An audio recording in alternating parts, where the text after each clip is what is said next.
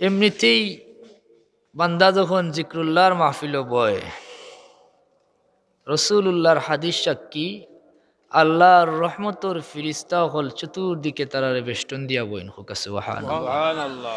দ্বিতীয়ত যখন ই জিক্রুল্লাহর মাহফিলরে কেন্দ্র করিয়া যখন দিন শিক্ষার পরিবেশ তৈরি করা হয়, আমরা এমনি বইয়েও জিকিরাজগার করতাম পারতাম। এত বিশাল আয়োজন, দেশ বিদেশ থেকে মুআজ্জাজ উলামায়ে কেরাম কত কষ্ট স্বীকার করিয়া এরারে ম্যানেজ করছেন। আবার অনেক মেহনত করিয়া এই যে দিন শিক্ষার একটা পরিবেশ তৈরি করা হয়েছে, এটা হয়েছে দিনই তালিমর মাহফিল নাকি তা সাব হল। আমরা মূলত কেন আইসি নানি আল্লাহর দিন শিখতাম, উলামায়ে কেরামে আমরা রে কোরআন হাদিসের আলোকে বিভিন্ন বিষয় শিখানোর চেষ্টা করবা। যখন বান্দা দিন শিক্ষার নিয়তে বই যায়, আল্লাহ পাক রব্বুল আলামিনের প্যারা হাবিব রহমতুল্লিল আলমিনর হাদিস সাক্ষী ই বান্দা যত সময় দিন শিক্ষার থাকে তত সময় আল্লাহর রাস্তার থাকে। সুবহানাল্লাহ। আমরা যে কেন বইছি, যদিও ঠান্ডা খুব বেশি, কিন্তু এই মেহনতর ফলও জেলান কষ্ট বেশি, মেহনতর ফলও ওলান বিশাল হোক আলহামদুলিল্লাহ। আর আমরা যে কেন বইছি, কেন আমরা দুনিয়াবি কোনো স্বার্থ আছে নিসাব হল। ই ঠান্ডার মাঝে দুনিয়াবি কোনো স্বার্থ থাকলেও অনেক মানুষ যাইতো না, হইব জান বাঁচলে সব না কিতা যাব হল। এত ঠান্ডার মাঝে যে আপনারা ত্যাগ স্বীকার কররা, প্রথমে আল্লাহ এবং আল্লাহর হাবিব সাল্লাল্লাহু আলাইহি ওয়াসাল্লামর রেজামন্দি ছাড়া আর কোনো উদ্দেশ্য আসেনি। আমরা একটা উদ্দেশ্য, এই জিক্রুল্লাহর মাহফিল সম্পর্কে রসুল্লাহর হাদিস, জিক্রুল্লাহর মাহফিলটা কি আল্লাহর কোনো বান্দারে আল্লাহ খালিয়াতে বিদায় দেন না হোক সুবহানাল্লাহ। তাইলে বুক পরা আশা লইয়া আইছি, ইতা মাহফিল আইয়া একবার তো বই গেলেও, একবার তা খালি লিস্ট নাম উঠাই লাইলেও জীবনের গুনাহ মাফ হয়ে যায় হোক সুবহানাল্লাহ। তা বানাইল কথা না, রসুল্লাহর হাদিস ই মাহফিল বোয়া মাত্র আপনার সমস্ত জিন্দগির সগীরা গুনাহ আপনার আমল নামা থেকে আল্লাহ মুছিয়া দিলেই বা হোক সুবহানাল্লাহ। আর শেষে যখন আমরা দোয়া করি, আর প্রত্যেক উলামায়ে কেরামে আমরা লইয়া দোয়া কররা, তওবা ইস্তেগফার কররা, কবিরা গুনাহ তো তওবা করলে আল্লাহ মাফ করিয়া দিলেন, ঠিক না নিসাব হল। আমরা খালিস তওবা করমু, জীবনের গুনার উপরে লজ্জিত হইয়া যখন চৌকর পানি ফালাইয়া আল্লাহর দরবারও মাফি চাইমু, আল্লাহ কবিরা গুনাহ মাফ করিয়া দিলেই বা হোক সুবহানাল্লাহ। দিতানি না দিবানি না দিতা নাই, যত বড় গুনাহগার ও আল্লাহ কইছেন লা তাকনাতু মির রাহমাতিল্লাহ, তুমি আমার রহমত থেকে নিরাশ হইও না। আল্লাহ সমস্ত জিন্দগির গুনাহ মাফ করিয়া দিবা। এই হিসাবে আমরা যদিও কষ্ট করি, আর অন্য কোনো লাইনে গিয়া ইলান ফায়দামন্দ হওয়ার কোনো সুযোগ নাই। আজকের রাইত এক মুবারক রাইত, এমনিতেই তো ইতা মাহফিলের দোয়া মকবুল, এর মাঝে নূর না আলা নূর। আজকের রাইত হইল জুমার রাইত হোক সুবহানাল্লাহ। রসুল্লাহর হাদিস সাক্ষী 5টা রাইতর দোয়া আল্লাহ ফিরত দিন না, এর মাঝে একটা রাইত হইল জুমার রাইত। মাগরিব থেকে ফজর পর্যন্ত বান্দায় আল্লাহর কাছে যা চায় আল্লাহ তাও কবুল করেন হোক সুবহানাল্লাহ। তাইলে আমরা চাওয়ার দরকার আছে না নাই? আমরা প্রত্যেকেই কোনো না কোনোভাবে মুসিবত, কোনো না কোনোভাবে পেরেশানি। কারণ যদি আপনি নিজরে ইমানদার দাবি করুন, যদি আপনি মুমিন, প্রকৃত মুমিন হওয়ার চেষ্টায় লিপ্ত থাকেন, নিঃসন্দেহে আপনার মাঝে পেরেশানি আছে, এতে কোনো সন্দেহ নাই। কারণ আদ-দুনিয়াউ সিজনুল মুমিন, দুনিয়া হইল মুমিন ওর লাগে জেলখানা। জেলও কোনো শান্তি আসেনি। যত ভিআইপি হোকা, ভিআইপি জেলও গিয়া জিকাই খিলা আসো, কি পর্যন্ত পেরেশান। আর আমরা তো মুমিন, আমরার পরিচয় হইল আমরা মানুষ, আমরা মুসলমান, আমরা মুমিন, নাকি তা চাব হল না অন্য কোনো পরিচয় আছে? কত সমস্যা এখন আমরা নিজের পরিচয়টা লইয়াও মাথা লাগে। আর জিন্দগি ইটা প্রয়োজন পড়ছে না যে আমরা মানুষ নি না অন্য কোনটা ওখান জিকানির কোনো দরকার পড়ছে না। কিন্তু এমনভাবে ইহুদি নাসারা মুরতাদ নাস্তিক হলে আমরারে নষ্ট করার পায়তারা করের, এরা স্যার আমরার মূল খাটিলেই তো জড় খাটিলেইলে উপরে পানি ডাললে ই গাছে কোনো ফল ধরেনি। আমরার বাচ্চাইন তোরে, আমরার বাই বিরাদরে ব্রেইন ওয়াশ করিয়া, এই শৈশব থাকি কচি কাঁচা অখলরে ব্রেইন ওয়াশ করিয়া নাস্তিক্যবাদী করার যে পায়তারা এরা করের, এই হিসাবে আমরা প্রত্যেক জায়গায় জায়গায়, পাড়ায় পাড়ায়, মহল্লায় মহল্লায় সতর্কতামূলক আলোচনা এবং প্রতিবাদ প্রতিরোধ গড়িয়া তোলার দরকার আছে না নাই? আমরার পরিচয় হইল আমরা মানুষ, আমরারে আল্লাহ আমরার পরিচয় দিছেন। আল্লাহ আমরার ইতিহাস, সৃষ্টির ইতিহাস ইতিবৃত্ত আলোচনা করছেন। আমরা আল্লাহর পক্ষ থেকে যে ইতিহাস পাইছি, যে তথ্য পাইছি, ওটা গ্রহণ করতাম না কোনো ব্রেন প্রসূত, কোনো মানুষের কল্পনা প্রসূত এই থিওরি গ্রহণ করতাম? আল্লাহর পক্ষ থেকে। আল্লাহ আমরা কিলান বানাইছেন, বানাইবার আগে কিতা চিন্তা করছেন, খাল লগে পরামর্শ করছেন, সব বিস্তার আল্লাহ আলোচনা করছেন। ওয়া ইয ক্বালা রাব্বুকা লিল মালাইকা ইন্নী জাইলুম ফিল আরদি খলিফা। বানাইবার চিন্তা যখন করছেন, ফিরিস্তা হলোর লগে যখন পরামর্শ করছেন, আও বিষয় আল্লাহ আলোচনা করছেন। এর বাদে আপনি যদি দিকেন আপনার সূচনা হইতে কি, এখন বিজ্ঞানওয়ালা হলরে কথিত বিজ্ঞানওয়ালা, প্রকৃত বিজ্ঞানওয়ালা এলা নাই। কারণ আইনস্টাইনের একটা কথা, বিজ্ঞান সম্পর্কে মানুষে যখন বিশদ জ্ঞান অর্জন করব, ই মানুষে আল্লাহ বিশ্বাস না করিয়া কোনো উপায় থাকতো না, এ আস্তিক হইব। আর যে অল্প বিদ্যা গ্রহণ করব, অল্প বিদ্যা তো যে কোনো সেক্টরের লাগি ভয়ঙ্কর, অল্প বিদ্যা লাভ করব যে এ নাস্তিক হইব। আমরার বাস্তবতা হইল এখন তো জ্ঞান কম না, কিতা চাব হল। যারা এই চক্রান্ত ষড়যন্ত্র করছেন এরারও মুখোশ উন্মোচন হয়ে গেছে। আর আপনারা রিসেন্টলি জাতীয় পত্রিকাগুলা দেখুন জানি, এখন এরার এমন বেইজ্জতি আর জিল্লতি শুরু হয়েছে, দেখা যায় এরা গুগল থেকে চুরি করিয়া নিয়ে ওটা সারা বইয়ের মাঝে হারাই দিছেন। এখন হয়ে গেছেন এরা 2 দিন আগে আসলা জাতীয় পর্যায়ের শিক্ষাবিদ, এখন আমরা হইয়ান না বাংলাদেশের মিডিয়া সহ সারা ওয়ার্ল্ডের কাছে এরার পরিচিতি হয়েছে, এরা হইলা শিক্ষা সুর। গুগল থেকে ট্রান্সলেট করিয়া ওটা বই দিলাইছেন। এখন প্রথম আলো পত্রিকা সহ অনেক পত্রিকাত রিপোর্ট দেখছি, যারার পরামর্শ ইটা হয়েছে এরা রেখেও কইরা ইন ফুল কপি, অর্থাৎ ফুললি ফুল গুগল তাকি দেতা পাইছেন ওটা কপি করিয়া নিয়ে বয়াই দিয়েছেন। এর লাগে তান উপাধি হয়েছে তাইন ফুল কপি, মাথাত ফুলকপি দিয়া আরও কেউ কতটা দিয়া কররা। এই ইসলাম মুসলমানের বিরুদ্ধে যেও যে কোনো সময় যত বড় চক্রান্ত করুক, ষড়যন্ত্র করুক, কোনো সময় সফল হইতে পারত নাই, ব্যর্থ হইব, নিজে জিল্লতিত পড়ব, দুনিয়া এবং আখেরাতে বরবাদ করব। ঠিক কিনা যাব হল?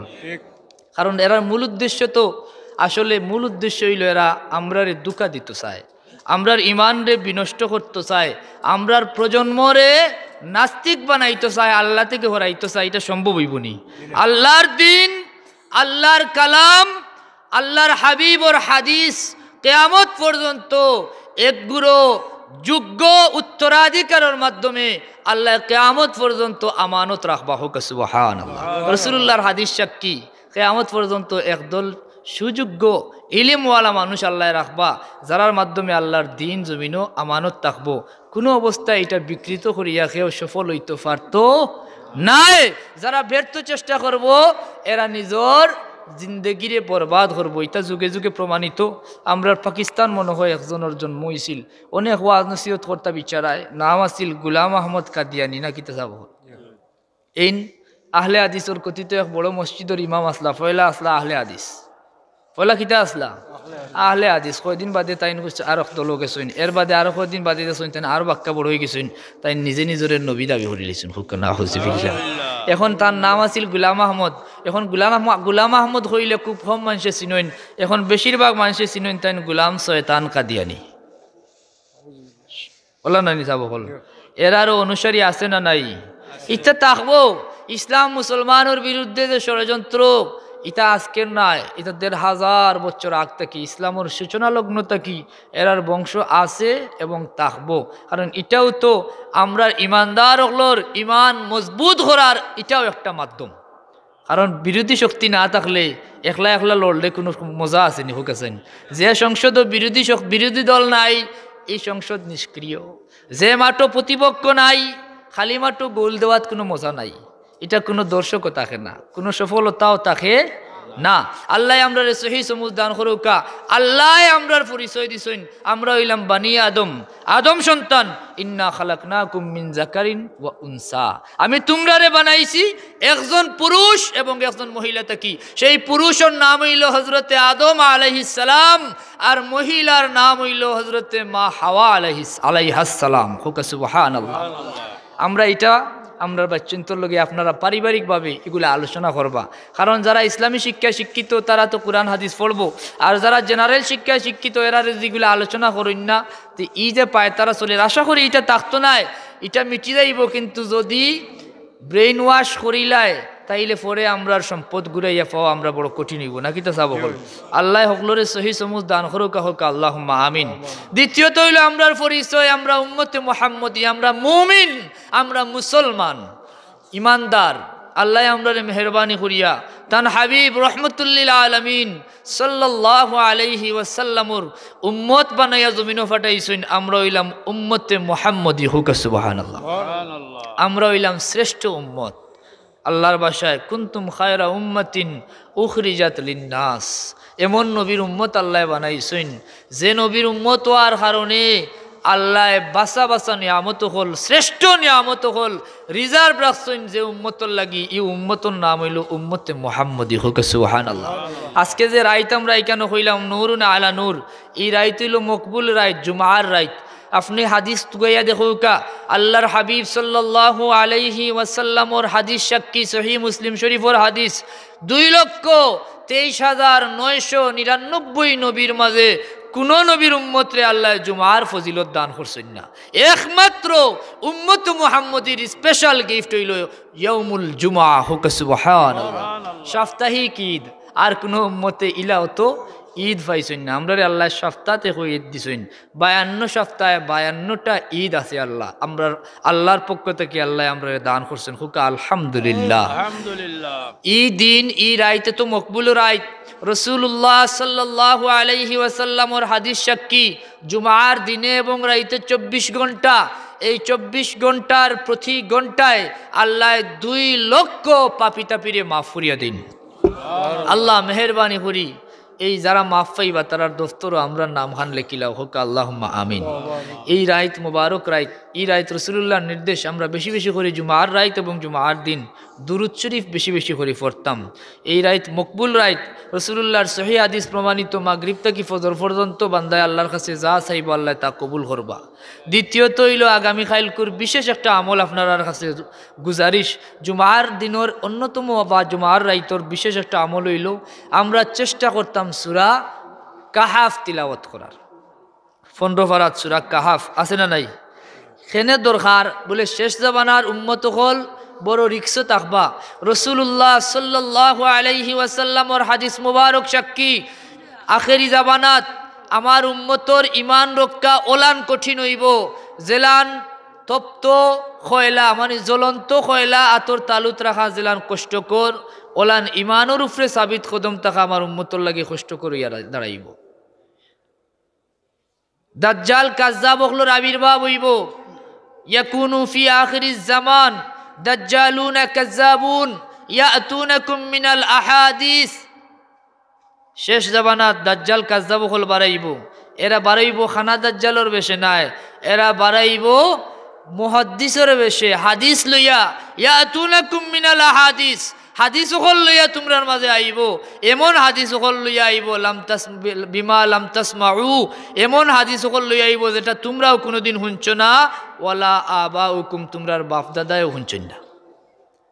বিমা লাম তাসমাউ আনতুম ওয়ালা আবাউকুম, যেটা তোমরাও শুনছ না তোমরার বাপ দাদাও শুনছেন না, ওলান হাদিস হল লইয়া আইব।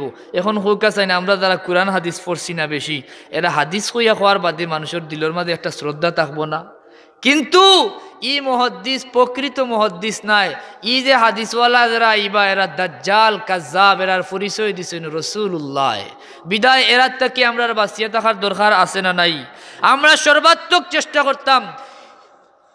ফিকহি একটা মাসালা হইল যখন কঠিন ইমানের উপরে কঠিন আঘাত যখন আইব তখন মুস্তাহাব বিষয়গুলারে ফরজের মতো গুরুত্ব দেওয়ার দরকার পড়ব। এর লাগে আমরা যদিও আজকে নফল এই দিনী মাহফিলগুলা আলোচনার মাহফিল, কিন্তু আমরার ইমানের উপরে যে পর্যন্ত হামলা আমরা এগুলারে ফরজ মনে করিয়া আমরা এগুলার গুরুত্ব বাড়াইতে হইব। আমরা শিকার চেষ্টা করতে হইব। ইমানের মৌলিক বিষয়গুলো আমরা অন্তস্থ রাখতে হইব, মুখস্থ রাখতে হইব, টুটস্থ রাখতে হইব। কোন খামে ইমান যায়, কোন খামে ইমান বাড়ে, কোন খামে ইমান কমে, কিতা করলে ইমানদার ওয়া যাইব আর কিতা করলে ইমান থেকে খারিজ ওয়া লাগবো, এগুলা জানার দরকার আছে না নাই? হিসাব হল আমরা জানা থাকতে হইব। এর মাঝে অন্যতম একটা মেডিসিন আল্লাহর হাবিবে আমরা একটা ভ্যাকসিন দিয়া গেছেন। করোনা মহামারীর জেলা ভ্যাকসিন আমরা মারছি পাগল এখানে বাঁচতে হইব নাকি তা যাব হল বাঁচার লাগে মারছেন তো, কিন্তু এই বাঁচাটাও চূড়ান্ত সফলতা নাই। যদি আপনার বাঁচাটা ইমানি বাঁচা না হইয়া থাকে তাইলে এই বাঁচার কোনো মূল্য নাই। আপনারা একমত নি আমার লগে? আপনারা একটু গাটাগাটি করুকা। আমরা ভাগ্যবান উম্মত, আমরা আখেরি জামানার নবীর উম্মত। এই নবীর উম্মতর দফতরও যদি আপনার নাম খান থাকে, ওয়াল্লাহিল আযীম আপনি একদিন না একদিন জান্নাত দাখিল হইবা, এতে কোনো সন্দেহ নাই। হোক সুবহানাল্লাহ। কিন্তু ভাই রিস্ক হইল এই বিষয়টা, উম্মতর দফতর থেকে নাম হাঁটাইবার যে ষড়যন্ত্র, যে চক্রান্ত, আমরার জাহির বাতিন দুশ্মন হলে প্রতিনিয়ত চালাইয়া যার, আমরার ইমান রক্ষা করার লাগে আমরাও সতর্ক থাকা লাগবো। কারণ আমরার শত্রু দুই জাত, জাহিরি শত্রু বাতিনি শত্রু। একটা তো সৃষ্টিগত শত্রু, যে বেটায় কসম খাইছে, কইছে আল্লাহ যে আদমর লাগি আমার 2 লক্ষ বছরের ইবাদত বরবাদ করছো, যে আদমর লাগি আমি ইবলিস রে জান্নাত থেকে বার করিয়া দিছো, যে আদমর লাগি আমারে মালউন হইছো, অভিশপ্ত বানাইছো, কিয়ামত তক আমি অভিশপ্ত জাহান্নামী হইছি।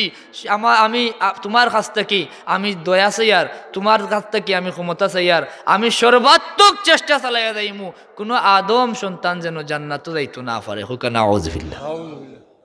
তাহলে হেবেটা সৃষ্টিগতভাবে আছে না নাই? আল্লাহর কাছ থেকে কয়েকটা চাওয়া চাইছিল, এর মাঝে একটা চাওয়া হইল ইবলিসর আওলাদ চাইছে বেশি করে, কারণ লাঠি বেশি না থাকলে শক্তি থাকবো নি। এ আওলাদ চাইছে, আল্লাহ দিছইন, কইছেন যাও একজন আদম সন্তানের গড়ে একজন আওলাদ হইলে তুমিও একজন আওলাদের মালিক হইবাই।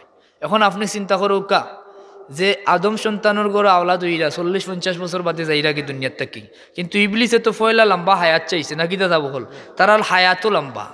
এই হিসাবে পৃথিবীর মাঝে মানুষের সংখ্যা কতটুকু হইতে পারে আর ইবলিসের সংখ্যা কত হইতে পারে। এবং এই ইবলিসের শেষ জবানাত সম্পূর্ণ কৌশল বা পলিসি চেঞ্জ করি লইব। আল্লাহ নবীর হাদিস, শেষ জবানাত ইবলিস নেক্সট সুরতে জাহির হইব। তোমরার লগে মুসল্লির বেশ ধারণ করব, নামাজ পড়ব, হাদিস তো কে দেখো কা, কুরআন তিলাওয়াত করব। এখন নামাজি মানুষ, কুরআন তিলাওয়াত করনেওয়ালা মানুষ কেউ ধারণা করবো নিয়ে ইবলিস হইব মাতন না কেন? এ বেটা এই ক্ষমতা লইয়া আইছে, আমরা আর শরীরের এমন কোনো জায়গা নাই যেন হে ঢুকতে পারতো না। যত জায়গাত ব্লাড সার্কুলেশনের সম্ভাবনা আছে, ব্লাড সার্কুলেশন যত জায়গাত হয় তত জায়গাত হেও বিচরণ করতে পারে, কিন্তু তার কেন্দ্রীয় মার্কাজ হইল আমরা রাজধানীতে। এই রাজধানীর নাম কিতা? কলব। কিতা নাম? কলব। রাসূলুল্লাহর হাদিস, ইন্না ফিল জাসাদি মুদখা ইজা সলুহাত সলুহাল জাসাদু কুল্লু ওয়া ইজা ফাসাদাত ফাসাদাল জাসাদু কুল্লু আলা ওয়াহিয়াল কালব। মানুষের শরীরের মাঝে এক টুকরা মাংস আছে, যখন এই মাংস টুকরা পবিত্র হয়ে যায় সমস্ত শরীর পবিত্র হয়ে যায়। হুকা সুবহানাল্লাহ। যখন ইকানো একটু জং ধরিলায়, ইকানো যখন বেমার আইয়, ইকানো যখন ফিতনা আইয়, ময়লা আবর্জনা ঢুকি যায়, সমস্ত শরীর তার আবর্জনা যুক্ত হয়ে যায়। আলা ওয়াহিয়াল কালব, সাবধান, এই জায়গার নাম হইল কলব। আমরা রাজধানী হইল কলব, আর বিজ্ঞানী হলোর থিওরি হইল তারা রাজধানী হইল ব্রেইন। এরা ব্রেইনের মেহনত করে, আর আল্লাহওয়ালা হলোর সমস্ত জিন্দগির মেহনত হইল কলবর মেহনত। কথা বোঝা গেছে না নিসাব? এরার ব্যাপারে একটা উদাহরণ পড়ছিলাম একটা কিতাবও, যেন অবুজ মানুষ হইলে যেটা ঘটে আঁকি, যেমন ব্রেইন ঠিক আছে খাজো লাগে, কিন্তু মূল হার্ড ডিস্ক মাদারবোর্ড তো জানতেইব কোন আনতে কি নাকি তো যাবো হল। যেমন একটা অবুজ শিশুরে যদি আপনি ওয়াজের মঞ্চ লইয়া যাইন, খানো লইয়া যাইন, ওয়াজের মঞ্চ যদি লইয়া যাইন, আর যদি ইলা মঞ্চর খান্দাত না আইয়া জীবনের ফয়লা তারে ওয়াজও লইয়া যাইন, গিয়া মাইকর সুঙ্গার নিচে শুনাইন বলে ও শুনো ওয়াজ কররা হুজুরে, এই বাচ্চা একতিল বাদে প্রশ্ন করবো না নে হুজুর বাবা ই বাসর আগা থেকে মিয়া সাহেবরে কিলালাম এই বাইর হিনে তুললাই কিলা কইব নি না কইতো না, সেনে আওয়াজটাও তো বারোর ওখানো। কিন্তু যখন তার মাঝে বুঝর পরিপূর্ণতা আইব তখন দেখবো আসলে তো মেসাব বাসর আঘাত নাই, হুজুর আসলে তো কেন আলাদা এক পরিবেশ আছে, তাই স্টেজও বনো আছেন, তার সামনে মাইক্রোফোন আছে, অন্তা কি তাইন কইরা আর হবা একদিক গিয়া ডেলিভারি ওর নাকি তা চাব হল। তাইলে মূল মার্কা চিনতে হইলে বুঝ দরকার আছে না নাই? কারণ ব্রেইন দিয়ে আমরা যাও দেখি যাও বুঝি, এগুলার বেশিরভাগ ভুল হইব। আর কলব হইল আসল বিষয়। আর এই কলব জেলা আমরা রাজধানী, ইবলিসেরও আসন ফাতিয়া বোয়ার জায়গাটা হইল ও কলব।